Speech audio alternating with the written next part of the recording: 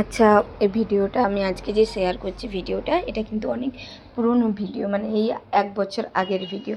তখন কিন্তু বাবু আমাদের জীবনে আসেনি, তখন তিথি একাই ছিল। আর এই 1 বছর আগে না, মা বাবা এসেছিল, আমার একসাথে এসেছিল আমার এখানে ঘুরতে, পুনেতে। তো মা আর বাবা দুজনেই এসেছিল। বাবা দুবার এসে ঘুরে গেছে, কিন্তু মা কোনোদিনও আসেনি। তো এইবারে না আমি আর ভাই দুজন মিলে না বলে টিকিটটা করিয়েছিলাম মায়ের জন্য। তো সেই জন্য মা এসে ঘুরে গিয়েছিল। তো আজকে দেখলাম এই ভিডিওটা আমি তখন শ্যুট করে রেখেছিলাম যখন আমি ইউটিউব চ্যানেল খুলিনি, তখনকার ভিডিও এটা। আর জানতাম না যে কীভাবে ইউটিউব চ্যানেল খুলতে হয়, বা কীভাবে ভিডিও শ্যুট করতে হয়, কীভাবে এডিটিং করতে হয়, এগুলো কিন্তু কিছুই আমার জানার ছিল না। তখন মাই আমাকে বলেছিল যে এগুলো তো ছোটো ছোটো ক্লিপ নিয়ে রাখতে পারিস, পরে না হলে ভিডিও করলে এগুলো ছাড়বি। তো তখন আমি নিয়ে তো ছিলাম, কিন্তু আমার না খেয়াল ছিল না যে আমি এই ভিডিওগুলো করেছিলাম। আজ এখন ফোনের কিছু স্টোরেজ ফুল হয়ে গেছে, তখন আমি ডিলিট করতে গিয়ে না এই ভিডিওগুলো পেয়েছি। তাই ভাবলাম যে একটা স্মৃতি হিসাবেই না হয় ভিডিওটা আমার চ্যানেলে রয়ে যাক। তাই আমি এই ভিডিওটা এডিট করে আজকে আমি ছাড়ছি। তো আমার এখানে পুনেতে আমি এসেছিলাম প্রায় 11 বছর, মানে আমার 11 বছর হয়ে গেছে আমি এখানে এসেছি, আর আমার বিয়ে হয়ে গেছে 13 বছর। তো আমি খুব একটা শ্বশুরবাড়িতে ওই 1 বছর মতনই ছিলাম, তারপরে এখানে এসেছি। তো এখানেই আমি থাকি যেহেতু, অবশ্যই এখানে আমার একটা সংসার আছে, যেটাকে আমি সুন্দরভাবে গুছিয়ে রেখেছি, বা আমার আর আমার বর দুজন মিলে আমরা একটা সংসার সুন্দরভাবে গুছিয়ে রেখেছি। তো আমার খুব ইচ্ছে ছিল যে আমার মা বাবা এসে এখানে দেখুক, যেহেতু আমি শ্বশুরবাড়িতে থাকি না, তো এখানে থাকি। তো এই বাড়িটা আমার মা বাবাকে দেখানোর খুব ইচ্ছে ছিল যে কেমন জায়গায় আমি থাকি, বা কেমনভাবে আমার বাড়ি, আমি কীভাবে সবটা ম্যানেজ করি, আমার যে সংসারটা সেটা দেখানোর খুব ইচ্ছে ছিল। তো বাবাকে আমি দুবার এসেছি, বাবাকে দেখিয়ে গেছি, কিন্তু মা আসেনি। মার একটু গাড়িতে প্রবলেম হয়, সেই জন্য। তো অনেকবার বলেওছি যে মা তুমি গিয়ে ওখানে দেখে এসো, আমার বাড়িটা দেখে এসো, আমরা কোথায় থাকি, বা আমরা কেমন থাকি, কোন জায়গায় থাকি, কীরকম পরিবেশে থাকি, কীভাবে আমি সবটা ম্যানেজ করি, তুমি আমার এখানে এসো। কিন্তু মা কোনোদিনও না আসেনি। ওই যে মার প্রবলেম, মা একটু ভয় পেয়েও আসেনি। তো ওইবার ভাইয়ের যখন এখানে জব লাগে পুনেতে, তখন আমরা না বলে আমি, ভাই আর ওর বাবা 3 জন মিলে বাবা মার টিকিটটা দুজনেই বের করি, যেটা মাকে বলিনি। তারপরে যখন মা ভয় পাচ্ছিল, তখন আমরা বললাম যে ট্রেনেতে এমনিতেও কিছু হয় না। আর মা না কোনো দিন ট্রেনেতে চাপেনি যে বুঝবে যে ট্রেনেতে কোনো অসুবিধা হয় নাকি। ওই গাড়িগুলোই চড়ে, বাসে চড়ে, যেগুলোয় অসুবিধা হয়, তো সেই জন্য ভয়েও আর বাড়ি থেকে বেরোয় না খুব একটা। তো সেই জন্য ট্রেনের টিকিট কেটেছিলাম। আর ট্রেনের টিকিট কাটার জন্য ট্রেনে প্রবলেম হচ্ছে না সেটা দেখার জন্য আমার বাবা আবার মানে মাকে নিয়ে কলকাতা নিয়ে গিয়েছিল, হাওড়া ব্রিজ দেখাতে নিয়ে গিয়েছিল ওই ট্রেনে হয়ে, যে ট্রেনে কোনো প্রবলেম হচ্ছে না সেটা দেখার জন্য, ঠিক আছে।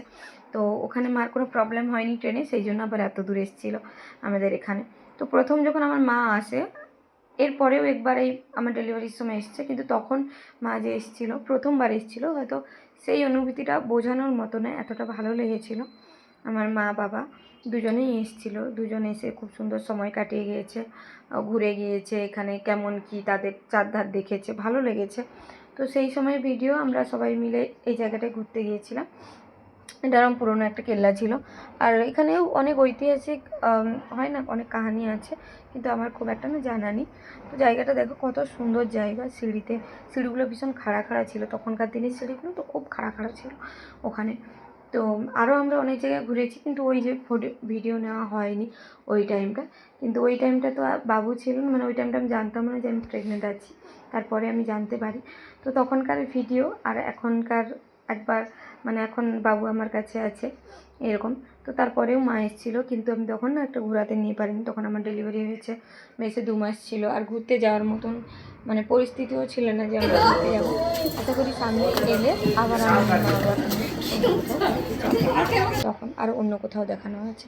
তখনকার দিনে দরজাগুলো কত মোটা ভারী ছিল কাঠের, ঠিক আছে। তো ওখান থেকে না আমরা লালমহল দেখতে গিয়েছিলাম। আচ্ছা, এইটা কী কাজে লাগে কেউ জানলে বলো তো।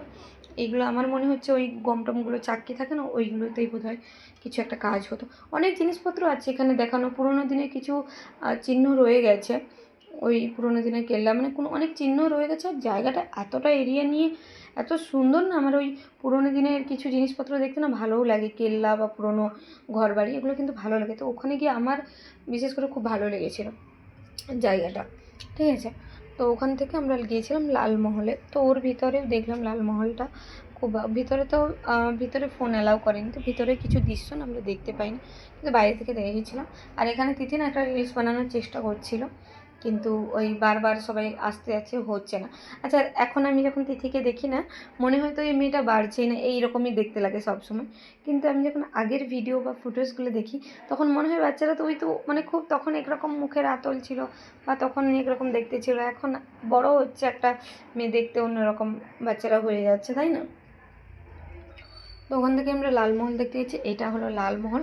এখানে জায়গাটাও খুব সুন্দর, দেখতেও ভালো লাগছিল। ভিডিওটা না একটু বড়ই হচ্ছে, এটা ছোটো ছোটোই আমি ক্লিপ নিয়েছিলাম, কিন্তু কিছু ওই দেখাতে গিয়ে না ভিডিওটা অনেকটাই বড় হয়ে গেছে। তো ওখানেও আমরা সবাই মিলে খুব সুন্দরভাবে ঘুরছিলাম। আর এখানে যেহেতু